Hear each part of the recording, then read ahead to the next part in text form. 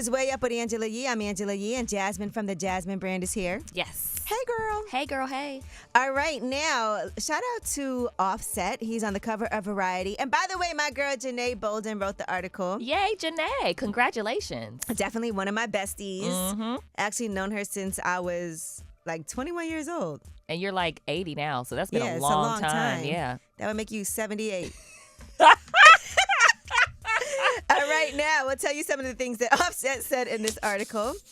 He talked about his last song with Takeoff, which is going to be on a new album. Mm-hmm. We don't have a release date for that album yet. Okay. But he said, this is me going full-fledged into my solo career. The objective is to do it fully and smash Ish and F the game up as a solo artist. I'm coming through. Busting through the door, it's all set. My next chapter, it's my time. Ooh. He also said he has a tour on the horizon. He talks about quitting lean. He said, I put down lean. I was drinking my whole career. It opened my mind up, but I never thought it helped me create. I feel like getting past that, cleaning up, and putting that message out. And he said Cardi B is the one who inspired him to quit. He said she always got my back, right or wrong. We both are on the same mission to make each other better. We both are on the same mission to make... he said social is her strong point, so I listen to her social advice. And me, it's the music, but I play behind the scenes. It's my wife, so I want to make sure she wins. And he said, we're a powerhouse at this point, icon status. We believe in God. We believe in family. We're always going to keep winning. Ooh, I love that. That's do beautiful, too. yeah. I know. They like grew up in that relationship and kind of, because they went through a lot, but it looks like now they're in such a peaceful place. And they grew up in front of us in the public eye. All right, now he also talked about his upbringing, including growing up without his father. And then he also said that he is not biologically related to Quavo or Takeoff. Okay. Which, you know, people all believe that they were actually biologically related, but they did have a bond growing up in Atlanta. He was Quavo's classmate and started hanging out with the uncle and nephew pair when Offset was in the 6th grade. Okay, so they go way back. And speaking about Takeoff, you know, he just said it's hard for me to talk about this right now. I've never talked about this stuff seriously. Talking about Take is hard. Talking about all this ish is hard. That's why I don't, to be honest. It hurts, like it's going to put me in a mood, and I don't want to get in that mood. He said some things I don't never tell nobody. He's not here. That ish feels fake, bro. I get through my day thinking it's fake, and I don't say nothing to nobody about it. Oh, wow. All right, so that's a full article you can catch. It's the cover of Variety. Congrats, Janae. Congrats, Janae. All right, Fetty Wap has been sentenced to 6 years in prison, and that's for his role in helping run an extensive drug ring out of Long Island. He's been in custody since last August when his bail was revoked following allegations that he displayed a firearm and threatened to kill someone while on a FaceTime call. He did plead guilty to conspiracy to distribute 500 grams or more of cocaine. Oh, I feel bad for him. They did say the reason why they didn't give him more time was because he did take accountability. Okay. You know, so that is important to say, okay, this did happen. I was wrong. What's my sentence? And it helped him. And he has 6 kids, allegedly. So I feel bad because, you know, he's a father. So, but, you know. Yep. All right, now Young Miami has teased her interview with Summer Walker for Carisha Please. It'll be on Revolt tonight.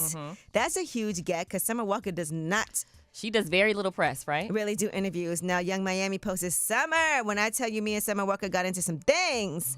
LOL, literally one of my favorite episodes so far. Carisha Please is back, so that'll be on Revolt tonight. And here is that teaser. You ready for the smoke? Oh, Lord Jesus. Cheers to the smoke. Oh, here she goes. You got every name tattooed in your face. I do. Was the that good to tattoo? Girl. Ebony, she said London is trash. And that's why she's acting like that. I got close to shooting a car up. Shooting? Yeah. But I didn't do it, so. Wow. Okay. Have I been that mad? I was just, have I ever been in love so much I want to tattoo the man's name on my face? Negative. Right. Maybe just cut some wires under the hood of the car. Oh, we've heard that one before. Okay. I've never done that. But yes. And then this also initiated a back and forth with Young Miami and Nicki Minaj on Instagram. Nicki actually started trending after this. It seems that they were joking, though.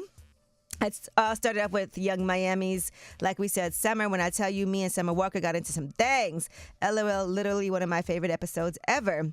Well, Nicki said hits Diddy to advise him that a young lady on a show that appears on his network seems to have borrowed a very popular Queen Radio catchphrase. Puff, who representing you these days, child? I got my ish drafted in my head. And then she added Young Miami talking about you got into some things. Child, anyways, so. Then Young Miami responded, Nicki Minaj, what's really the problem? Because I definitely didn't get that from you. Let's get into something. Child actually is a gay, slang LMAO. And the two of them had a back and forth. But people were wondering, are they really arguing? Is it a joke? And I think Nicki Minaj basically made it seem or revealed that it was a joke. And she said, stops typewriter, looks at the first legal draft, rips it up. Here's Puff desperately calling my line, doesn't answer, gets my questions ready for Miss Carisha. And it turned into something, but it looks like they'll probably do an episode together, and maybe some people think it's promo for something like that. Okay. That would be an interesting conversation. Who gets to ask the questions? Because I like when Carisha asks the questions. You do? Yes. I think it could be a collab. Yeah, back and forth. I would like them to interview each other. Yeah, because then maybe what could happen is there could be some behind-the-scenes radio things that go down, but then also something for the show that's, for Carisha, please. I'm not going to lie. At the beginning, it sounded a little real. They got you. You know what else, too? And this is very true. Sometimes when you write things on social media or a text message, things seem a little bit more harsh than when people talk. That's why I always tell people before you get into a back and forth, pick up that phone. Pick up the phone. Yeah, you don't know what people's intentions are. Many of our arguments have started with those types of misunderstandings. And that is your Yee Tea. And we are going to be talking to my guys from Path to Prosperity today. But speaking of finances, I want to talk about some advice from Barbara Corcoran from Shark Tank when we come back. She said, I've never saved a dime. And she talks about spending. So let's get into that because this is kind of opposite the advice we normally hear. It's Way Up with Angela Yee.